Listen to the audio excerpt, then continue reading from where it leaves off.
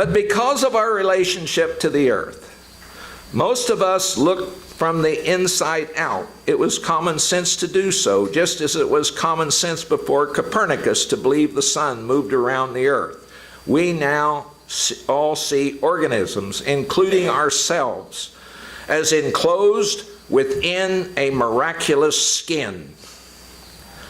Unfortunately, we in the West, for too long, too deeply, were descendants of those European ancestors who around 1600 gave us the Enlightenment, gave us a way to know. For over 400 years, we have operated under the belief that a major way of knowing is to break a problem apart, to be reductive, to place priority on the part over whole. What we are advancing now is not exactly new. Greeks and Romans alike believed in universal orders of organization. And those orders they regarded were more important than individual organisms. Rowe cited the Greek theory of natural science from Plato to the Stoics, whose worldview carried over to Romans such as Cicero. Leonardo da Vinci was a late holdout on this outlook, but it was mostly plowed under during the Middle Ages. A few remnants survived to grow seeds among the 19th century Romantics in Europe and North America, who in turn provided the philosophical framework for a growing number of modern conservationists. And now, finally, that is our worldview due to the works of the Chris and Doug Tompkins working in South America, inspiring all. Period 2. We have full implementation. By 2100, the world population had peaked and headed downward with various kinds of rewards to families having one or no children, and an economic penalty to couples with two or more. The three revolutions passed. Agricultural, industrial, and technological are over. Religion, race, nationality, gender, and class, along with other divisive issues, have been replaced with the recognition that we are one species and that human rights are universal. The old world did not go away gracefully. At first, people thought the renewable technologies would do it. We had nearly 100 years of hardship as the old world crumbled quietly at first. But with acceleration of destruction came reconstruction, based on large awareness of the necessity to live not on the ecosphere's capital, but on its interest. The new economic system does not wage war against the ecosphere. The ecosphere could handle this just as it handled the asteroid that hit the Yucatan 65 million years ago, the strike which led to massive extinction, most notably of the dinosaurs. The ecosphere's creative powers brought back a diversity of life, including us, but it took time. All life won't become extinct with our assault on the ecosphere, but we might, was the assumption. Enough knew that the market, through economic growth, would not save us. It would do the opposite. An ecological worldview has replaced the nature being subdued view. With this new world order for Earth Island now fulfilled, we contemplate the rough ride for those young pioneers in the 21st century.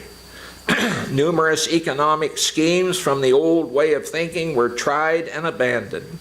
But finally, mysteriously, somehow, the collective consciousness firmly adopted the idea that the only true economies are nature's economies, nature's ecosystems. The pioneers started with one premise: the need to keep humanity fed long enough to figure out how to downpower in the other areas of the economy while avoiding widespread social and political upheaval. Humanity had to accept limits. Looking at the photo of our tiny blue ecosphere in space, they began to know it was their only home, our home place. They quit thinking outside the box and restricted their thinking to inside the box, the ecosphere.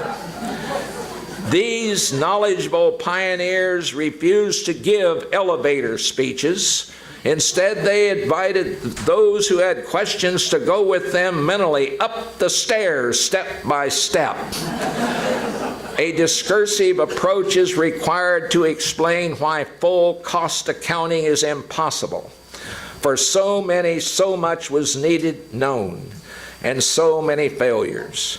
For example, all attempts to determine the embodied energy devoted to the scaffolding of civilization, the scaffolding of the built environment due to the industrial and technological revolutions had failed. When all industrial countries had put a cap on carbon, meaning the mines, wellheads, what comes through the port of entry in the forests, it then became possible to determine how efficient our technology can be. The general quality of life improved once rationing became fully implemented. Stan Cox's book has become a primer for 6th graders.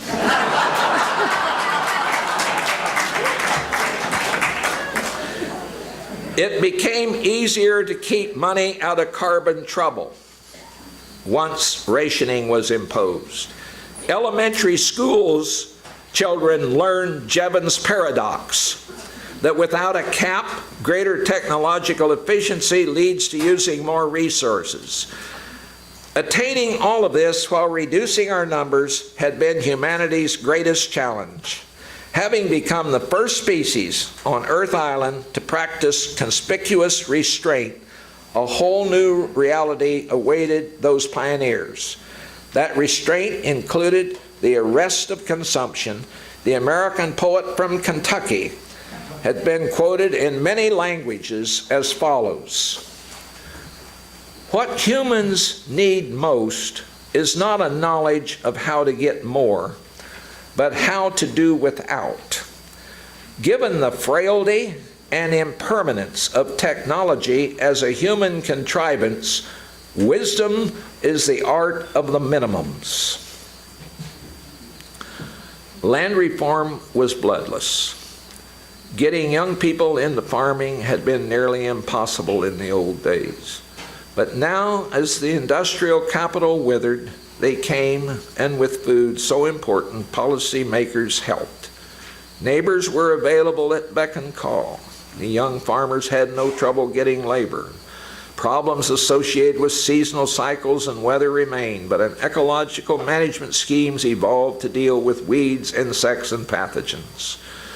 Grandparents tell us of the anxiety in those days when farmers had to borrow money for machinery, seeds, fertilizer, and pesticides in order to grow the corn, wheat, soybeans. Farmers now have a guaranteed income and a pension, and they get paid even if injured or otherwise disabled. Stability on the land is given priority, since nothing is higher than an assured food supply into the distant future. This still new age of ecology is largely due to the successes of ecology and evolutionary biology moving to front and center in agriculture, a discipline that enjoyed the luxury to be merely descriptive now had the burden to be prescriptive.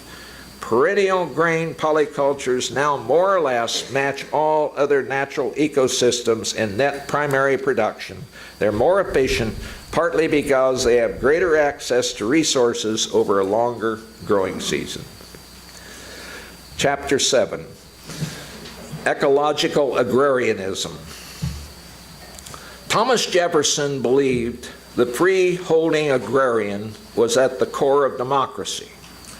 He believed this as his slaves were growing one crop of tobacco. for export. And his fellow slave-holding Southerners were growing cotton for textile mills. All were tied to growth. They had little choice then. But from the early 1800s, everywhere in the U.S., market capitalism has sponsored agrarianism, which in turn supported family and community life. Along with that social good, land eroded, partly due to annual roots, partly due to market forces which elbowed out rural communities and small farms. In spite of it all, there was a saving remnant of people who kept agrarian ideals alive. Though these idealists were not spat upon, they were accused of mere nostalgia and sentimentalism. In the late 20th century, the famous environmental historian and board member of the Land Institute, Brian Donahue, explained that agrarianism has never been properly tried under a suitable economic system. Agrarian life under feudalism was a horror. Agrarian life under capitalism was a drag. Agrarian life under socialism was hell. And that's the end of the quote. And now the material growth economy is gone. The agrarian idealists of the past are gone too, but their descendants now bear fruit because of those who kept the ideas of agrarianism alive in the late 20th and early 21st century. We now have ecological agrarianism widespread over Earth Island. No more feudal system, no more plantations, no more Soviet-style state capitalism, no more industrial agriculture of the 19th, 20th, and early 21st centuries. We have small, freehold farmers everywhere now. Around our ecosphere are many cities with intensive gardens and near-perfect recycling of waste. Suburbs feature market gardens and woodlots. Rural villages are sprinkled throughout rural areas. Most residents do not farm, but they're surrounded by small holding farmers. Natural ecosystems provide the constant standard, and the perennial polyculture grain fields of the U.S. Midwest and Great Plains send their calories to the cities and suburbs with no soil erosion, no commercial fertilizer, and most places with no pesticides or fossil fuel inputs for traction. The human race is now seen as one. Gone are the divisions based on gender, class, religion, ethnicity, and nationality. Gone are the three main revolutions that brought us here and that we had to abandon: the agricultural revolution, the industrial revolution, and the technological revolution. Ecospheric restoration accelerates even as we use some of the products of all three. Well, that's the end of the novel.